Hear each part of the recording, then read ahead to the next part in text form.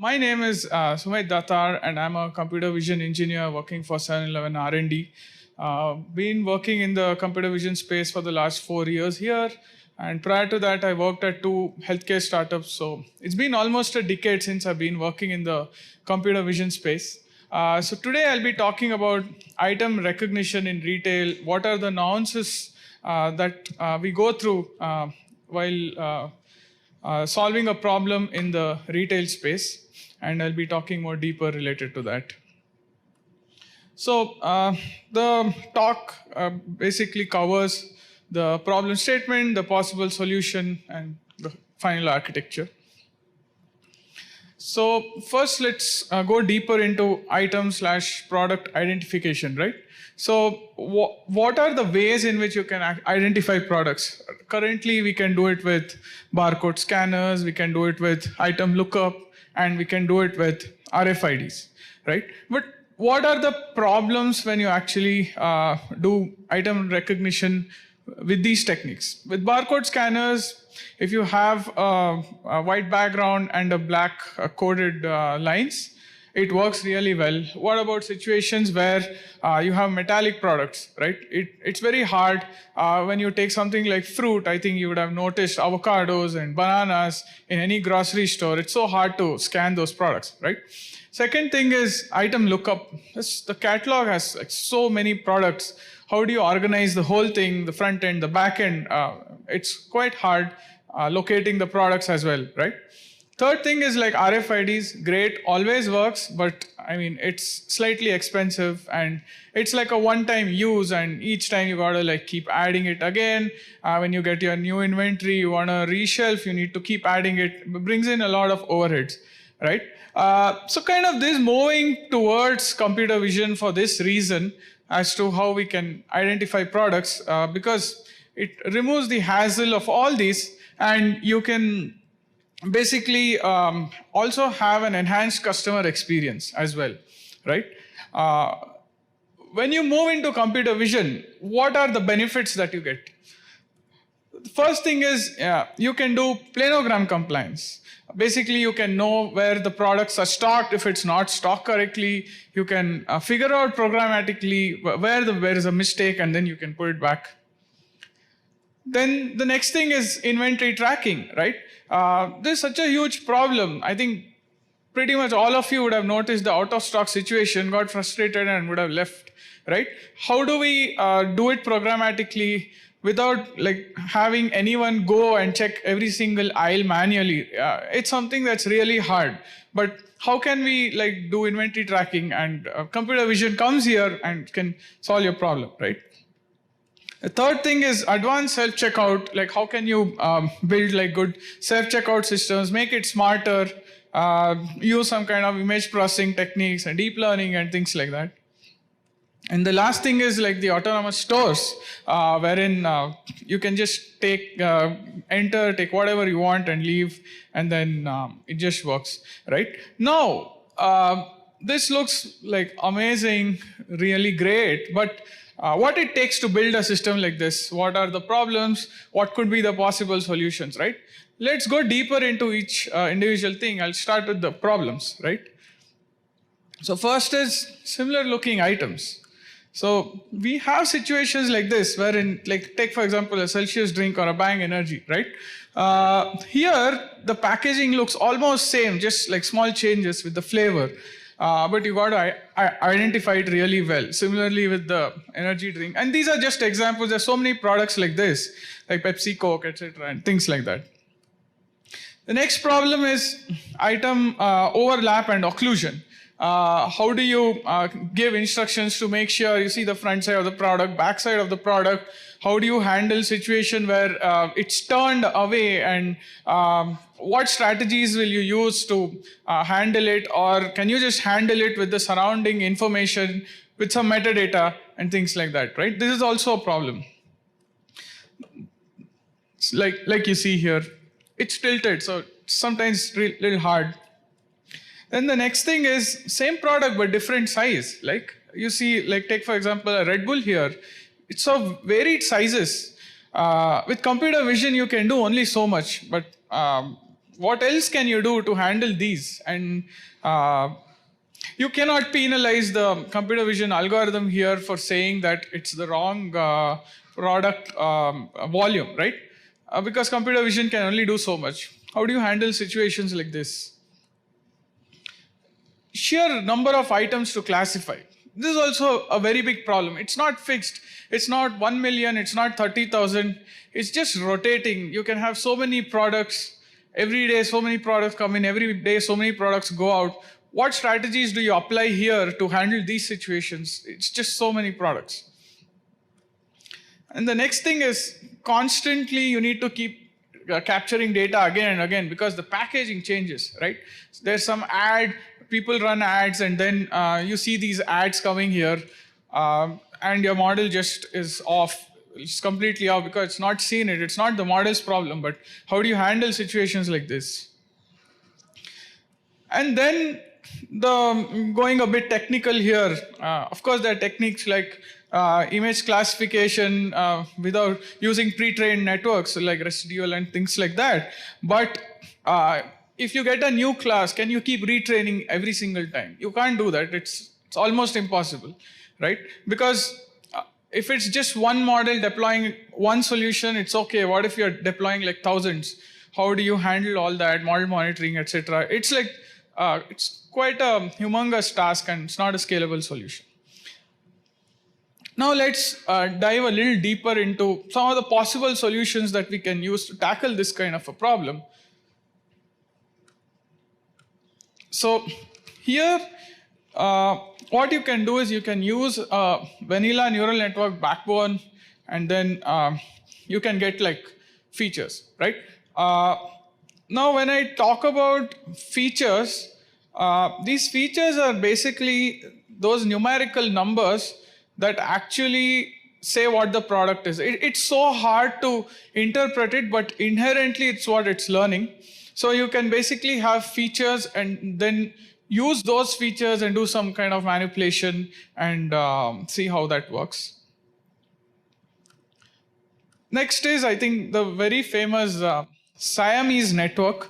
The Siamese network basically takes like a positive and a negative, and then you can try to like push your embeddings away. And once you push your embeddings, meaning they are like the features again. So if you train your model, you can try to identify the products which are like very close to each other. Like I showed in the problem, how they're so similar, but selectively you can identify these and have a selective strategy of finding out your training data and then train your data to push those embeddings away to make sure you have better predictions. Next thing is we can do something like RGBD item detection. RGB is just going with the pure computer vision deep learning way, but like I showed with the Red Bull, can you use like depth or something like that to actually handle these situations wherein you can correctly identify the volume. These are like some of the techniques that you can use. Now let's go into like building a product recognition system. What are the building blocks in building a product recognition system? You have the segmentation aspect, you have the pre-processing aspect, you have the feature extraction aspect, and you have the classification as well. Now let's go a little deeper into the segmentation aspect. So prior to going to the segmentation aspect, so it's like you have a visual sensor and then you have the product of your interest. How do you actually know what is the product, right?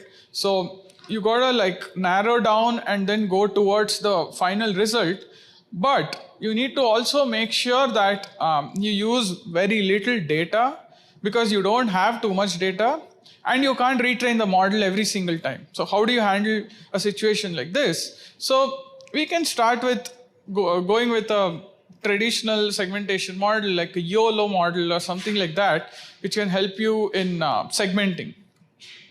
So here we have a bottle, and then you can basically do a segmentation of the bottle. you cannot go into the classification for the object detection network because there's so many classes. It's so hard to do it. So you can go like a hierarchical approach. So first you actually do the segmentation. Once you do the segmentation, you actually identify the region of interest. Once you identify the region of interest, the next step would be to do the segmentation of that aspect, do the exact instance, get the exact instance of it from the bounding box. The next step is the pre-processing. Now you have the segmentation of the bottle. What do you do next, right? So the segmentation part of it you take, and then you actually crop the segmented part, and then you try to identify the most important information in the crop, right? So in this case, you can get the text information, and then you can get the logo as well, right? Because this kind of distinguishes from the other products, right? Every single product that you see is unique in itself. So from your eyes, you can actually see the uniqueness, but how do you make a machine know the uniqueness, right? So these are certain tiny features that exist in a product that we have to have an eye to look for and try to see if the machine can learn these things. So this is how granular you have to get into.